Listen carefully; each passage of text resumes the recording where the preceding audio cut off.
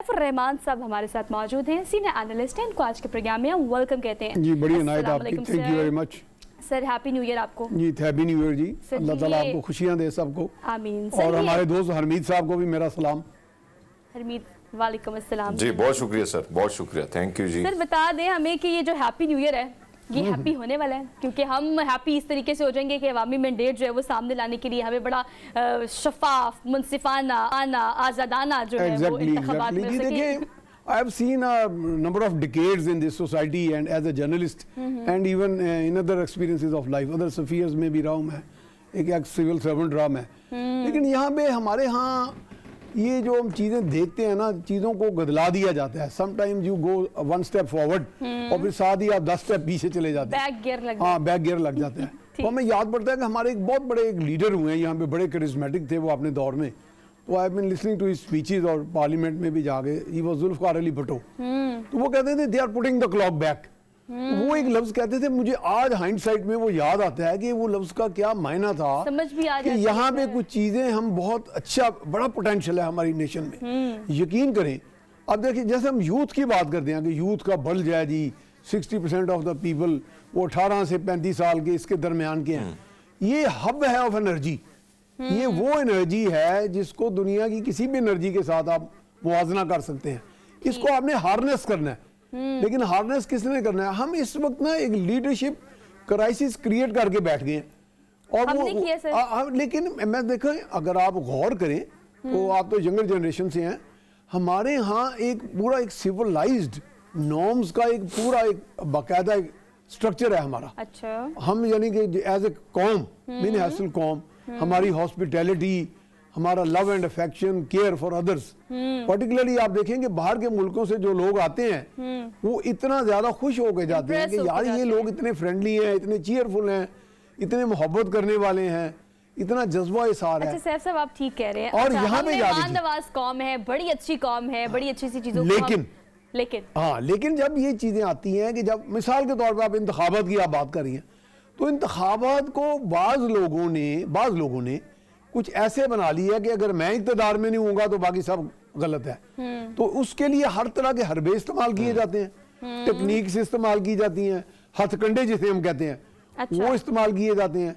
और कुछ पार्टीज तो जो चूंकि मैदान में बहुत अरसा रही हैं, लाइक नून और पीपल्स पार्टी, उनको वो जोड़ तोड़ भी आता है, उनको राबताकारी भी आती है। कर रहे हैं ना, चले हम थोड़ा ग्राउंड रियलिटी की बात भी कर लेते हैं। सतही बात हम इस वक्त कर रहे हैं कि तमाम सियासी पार्टीज यही हरबा अपनाती हैं हर दफा होने वाले इंतखाबात में। ये हमने पिछले जितने भी टेन्योर्स देखे हैं।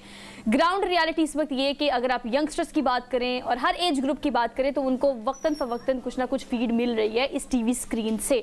अब जो इस वक्त हम करंट सिचुएशन देख रहे हैं, पीटीआई जो है वो इस वक्त बिल्कुल कैंपेन नहीं कर रही, लेकिन इलेक्शन कमीशन समेत तमाम दीगर सियासी पार्टीज जो कैंपेन पीटीआई की जगह पर ड्राइव कर रही हैं, मतलब उनके बंदों के कागजात नामजदगी फाड़ दिए जा रहे हैं और बल्ले का निशान जो है पता उसको भी कंट्रोवर्शियल किया गया है। इंट्रा पार्टी इलेक्शन पर भी सवाल है।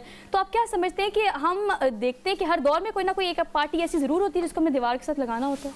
ये मेरा ख्याल है वेरी अनफॉर्चुनेट है। ऐसा आपकी बात सही है, आई एग्री विद यू, ऐसा होता रहा है। असल में दरअसल हमारे यहाँ एक पैरेलल सिस्टम्स चल रहे हैं, यानी मतवाजी निज़ाम बयक वक्त चल रहे हैं। एक निज़ाम तो आपके सामने आपको दिखाई दे रहा है, हकायक होते हैं कुछ, दिखाई देते हैं कुछ, और जेरे ज़मीन जैसे हम देखें ना, अभी तक इस डिबेट से बाहर नहीं आए, डी फैक्टो डी ज्योरे की। हमारे यहाँ एक कानूनी निज़ाम होता है, ढांचा होता है, वो बाकायदा चल रहा होता है। उसके बैन या उसके जेरे ज़मीन एक ऐसा निज़ाम चल रहा होता है जो समझ रहा होता है कि जी हमारा जो ये जो है, हमारी जो चौधराहट है, हमारी हेजेमनी है, उसके अंदर रखना ना आए, उसके अंदर ब्रेक ना आए, उसको कुछ चैलेंज ना कर सके। तो अथॉरिटेरियन किस्म का अथॉरिटेरियनिज्म जो चली है हमारे यहाँ, उसने बहुत नुकसान पहुंचाया। और अनफॉर्चुनेटली ये भी एक कमाल की मैं आपको बात बताऊं, क्योंकि एज ए जर्नलिस्ट मैं तमाम तकरीबन प्राइम मिनिस्टर के साथ मेरा इंटरेक्शन रहा, मैंने ट्रैवल भी किया मुल्कों के बाहर भी, अब्रॉड भी, मुल्क के अंदर भी, और उनको देखने का मौका मिला। जहाँ भी हमें को थोड़ा बहुत इख्तियार मिलता है, यहाँ हम तजावज़ कर जाते हैं।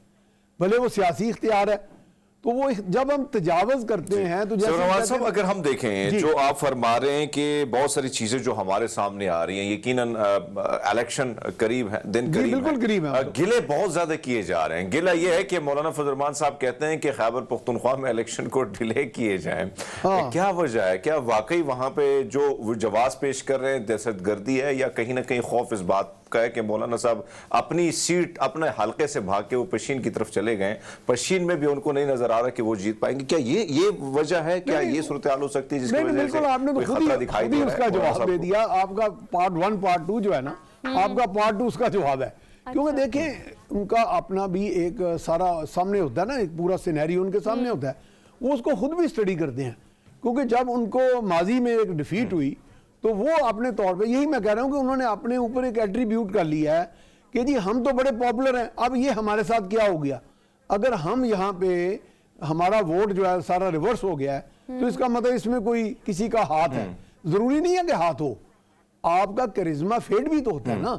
ये कभी भी नहीं होता कि आप हमेशा पॉपुलर सही रहे, चाहे आपका कोई रिलीजियस हो, आइडियोलॉजिकल एक पूरा वोट बैंक हो, सपोर्ट बैंक हो, वो भी फेड और इरोड होते रहते हैं। ये एक शेप और फराज हैं। जी जी, प्रोजेक्शंस एंड डिप्रेशंस ये चलते रहते हैं। सर, अगर हम बात करें सुप्रीम कोर्ट में बड़े अहम केसेस आज बड़े बहुत अहम है, चाहे वो लापता अफराद के हवाले से, और अगर हम बात करें नवाज शरीफ साहब के हवाले से जो बेंच बनाई गई, जिसपे कभी कभी हमें याद है कि नून लीग जिन जजेस साहिबान पर एतराज उठाती थी, आज वो उस बेंच का हिस्सा भी नहीं है। हत्ता के अतर मिनल्ला साहब जो कंट्रोवर्शियल कभी नहीं रहे हैं, वो भी आज उसका हिस्सा नहीं रहे। आपको क्या लगता है कि रिलीफ नवाज शरीफ साहब को, जहांगीर तरीन साहब को जिस तरह मुसलसल मिल रहे हैं, तो आज बड़ी खबर, बड़ी खुशखबरी वहां से मिलने वाली है? सर नहीं, मैं तो आई एम नॉट ए नोस्ट्राडेमस, मैं उसको प्रेडिक्ट नहीं करूंगा, और वैसे भी I shouldn't pre-empt a decision verdict by the court. लेकिन ये है कि मुझे उनसे जो तवक्को है, जो इस वक्त बेंच मुझे दिखाई दे रहा है कि वो totally by the law, by the book चलेंगे, बाय द कॉन्स्टिट्यूशन चलेंगे। और इसमें आप ये नतीजा अखज़ कर सकते हैं कि उसमें ज़रूरी नहीं कि जो हमारे यहाँ एक तस्वर पैदा किया जा रहा है कि नवाज शरीफ को रिलीफ मिल जाए, ये चांसेस हैं कि उसमें ये कह दिया जाए। लेकिन चूंकि इसमें डिबेट ये है कि ना अहली 5 साल की हो या ताहयात हो। अब ताहयात में भी लोगों ने क्वेश्चन उठाए, ज्यूरिस्ट जो हैं जितने, वो ये कहते हैं कि इसमें तजावज़ किया है उस वक्त की अदालत ने, अदालत उज़्मा ने, कि उन्होंने चूंकि कॉन्स्टिट्यूशन में ये चीज साइलेंट थी, खामोशी थी, उसको फिल इन दी ब्लैंक इस तरह किया गया कि उसको ताहयात कर दिया गया। अगर कहीं से कोई डायरेक्शन आई या कहीं से कोई पैगाम आया, जिस तरह के माजी में आते रहे हैं, इस तरह का हमारा मौलवी तमीजुद्दीन केस है, भट्टो केस है, number of cases, even Musharraf का केस भी आपके सामने है, वो भी आपने देखा कि उसमें क्या हुआ। रहमान साहब, आप जब अदालत से रिलीफ मिलने की हम बात करते हैं तो खाली वो नून लीग या नवाज शरीफ नहीं, एक ताज़ा हवा का झोंका पीटीआई को भी रिलीफ के तौर पर मिला था। हमने साइफर आई एक्सपेक्ट कि फिर मिलेगा। हाँ, इंशाल्लाह हम भी ये दुआ करते हैं कि खास तौर पर तमाम छोटी बड़ी सियासी जमातें जो है वो क्लियरली पार्टिसिपेट करें। कौन जीतेगा कौन हारेगा इस बारे में हम एग्जैक्टली, और मेरी रिक्वेस्ट है वोटर से कि वो वोट जरूर डालें, ये सबसे अहम पॉइंट है। लेकिन सर, इस वक्त आप क्या समझते हैं कि बैरिस्टर गौहर जो करंट इस वक्त पीटीआई के चेयरमैन है, वो कहते हैं इस हवाले से कि हमने बाइकआउट नहीं करना, का निशान मिले या ना मिले, अब वो इस पॉइंट पर क्लियरली उन्होंने कहा कि हमारा एस्टैब्लिशमेंट समेत किसी भी सियासी पार्टी से, किसी महकमे से कोई कंसर्न नहीं है इस हवाले से कि हम खिलाफ नहीं है। तो आप कैसे देखते हैं कि मैं समझता हूं कि बड़ा दानिशमंदाना उनका ये बयान है, दानिशमंदाना फैसला है। इस तरह का माजी में भी आपने देखा होगा कि माजी में कुछ इलेक्शंस में बॉयकॉट की बात हुई तो उस वक्त पीपल्स पार्टी ने भी इस तरह का एक स्टैंड लिया था कि boycott of the election mean कि आपने जितना भी गिवन फ्रेमवर्क है, आपके पास एक गिवन सिचुएशन है, उस गिवन सिचुएशन में आपने रास्ता निकालना है। देखे ना, मेरे भाई अभी हरमीत कह रहे थे कि वहां पे रास्ते दिखाई नहीं दे रहे धुंध के, तो you have to find ways and means. मैंने भी कहा, और वेज एंड मीन्स देखे ना, हमारे यहाँ आप हैरान होंगे, हरमीत भी मेरे छोटे भाई, आप भी हमारी छोटी है, आपके पास बाकायदा दुनिया में एक महकमा होता है वेज एंड मीन्स, हमारे मुल्क में भी है, लेकिन कभी आपने सुना वो काम ही नहीं करता। वेज एंड मीन्स आपने तलाश करने हैं, आपने फॉरवर्ड ट्रैक पे चलना है। देखिए ना, पूरी कायनात, पूरा सिस्टम चल रहा है, रहमान साहब, अगर हम देखें, एक तरफ तो पंजाब में जो गिरफ्त नून लीग जो चीजें हमारे सामने आ रही हैं, और कहीं ना कहीं वो हल्के जहां पे मजबूत उम्मीदवार थे पाकिस्तान तहरीक इंसाफ के, हाथा के सनम जावेद को भी साइड लाइन पे किया गया, उसकी कागजात नामजद मुस्तरद हुए। तो आपको क्या लगता है कि पंजाब में तो हमें गवर्नमेंट दिखाई दे रही है नून लीग की, लेकिन ऐसे में जो अदम इस्तेहकाम पार्टी जो है सर, उसमें अदम इस्तेहकाम आ सकता है कि इलेक्टेबल्स का झुकाव उधर भी है, तो क्या उनको कुछ सीट्स वहां से मिल सकती हैं सर? देखिए, जो हम सुनते हैं बातें कि वो जिस तरह के आपको पता है कॉन्टिजेंसी प्लान्स होते हैं, मुख्तलिफ क्राइसिस सिनेरियो बिल्डअप होते हैं, कहीं ना कहीं तो प्लानिंग होती रहती है हमारे सिस्टम्स के अंदर कई जगह पे। उसमें ये भी है कि जी आज़ाद लोगों को कुछ प्रमोट किया जा रहा है, उनको सपोर्ट किया जा रहा है, उनका फिर बाद में कोई पैच वर्क हो जाएगा इस्तेकाम पार्टी के साथ। ये एक ऑल्टरनेट उन्होंने खड़ा किया है, यानी कि एक ऑल्टरनेटिव आपके सामने है कि इन केस कुछ लोग हमारे साथ ना चलें, जैसे कि हमारे मुल्क में मुक्तदरा का भी अपना एक इख्तियार और इक़्तिदार रहा है, लेकिन एक पंजाबी की एक मुहावरा है जिसे कहते हैं सज्जा बहा के खब्बा मारना। तो ये आप किसी भूल में ना हमारे दोस्त रहें कि जी कोई जो चीज़ नज़र आ रही है उसी तरह होगी।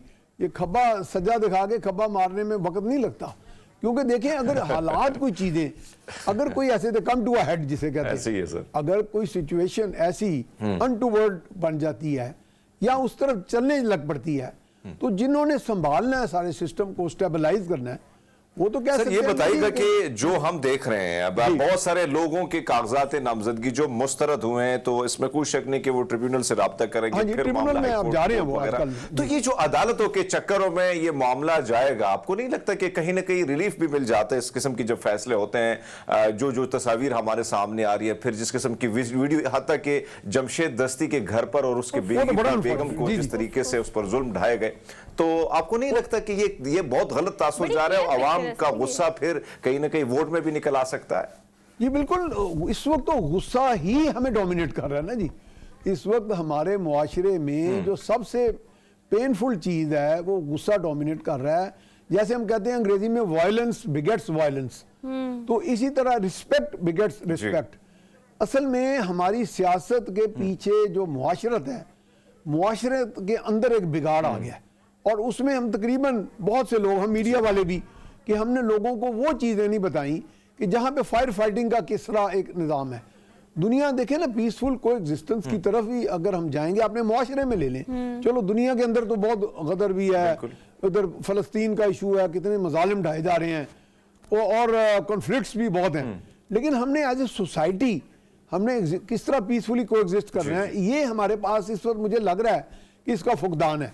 और उसमें तमाम लीडिंग लाइट्स, मैं उन लोगों को नहीं कहता जो सिर्फ सियासी लीडर हैं, आप लोग मीडिया वाले, हम भी लीडर्स हैं, लोगों के ओपिनियन लीडर्स हैं। सर ऑन जनरल डिस्कशन ये बातें चले हम कर रहे हैं, that's really good. Sir specifically अगर हम सिर्फ वो सिचुएशन देखें जिसको हरमीत ने एड्रेस किया, हाँ वो इस्तेकाम वाली जो कह रहे हैं, जो वीडियोस हमारे सामने आ रही है, बड़ी क्लियर पिक्चर है उसके। आप जमशेद दस्ती का कह रही हैं? जी बिल्कुल जी, वो तो बहुत इनह्यूमन है, बहुत इनह्यूमन। उसका तो जितनी मजम्मत की जाए, देखिए वो तो किसी भी लिहाज से सिविलाइज्ड नॉर्म्स और ह्यूमैनिटेरियनिज्म के बिल्कुल ही ये बरक्स है और काबिल मजम्मत है। जो लोग भी इन्वॉल्व हैं उनको किसी ना किसी हद तक, और यही अफसोसनाक बात है कि हम डिमांड तो करते रहते हैं लेकिन इसका कभी कोई एक्शन नहीं होता।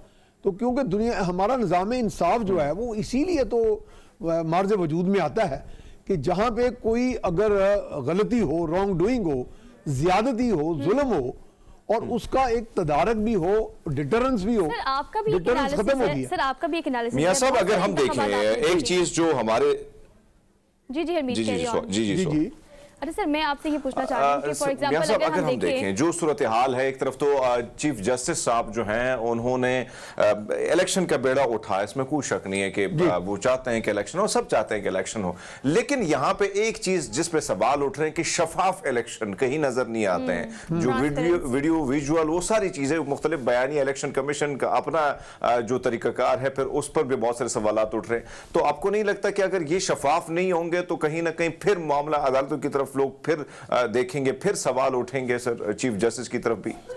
नेचुरली देखिए, इलेक्शन कमीशन को अपनी रिस्पॉन्सिबिलिटी इसमें ज्यादा एक्सर्ट करना पड़ेगा। इलेक्शन कमीशन, मौजूदा जो इलेक्शन कमीशन है, पहले मैं एक थोड़ा सा मिसकंसेप्शन जरा क्लियर कर दूं कि जब हम कहते हैं कि chief election commissioner, he is first among the equals, वो अकेले इतना बाख्तियार नहीं है, पूरा का 5 जो इलेक्शन कमिश्नर्स का एक पूरा पैनल है वो बाख्तियार होता है।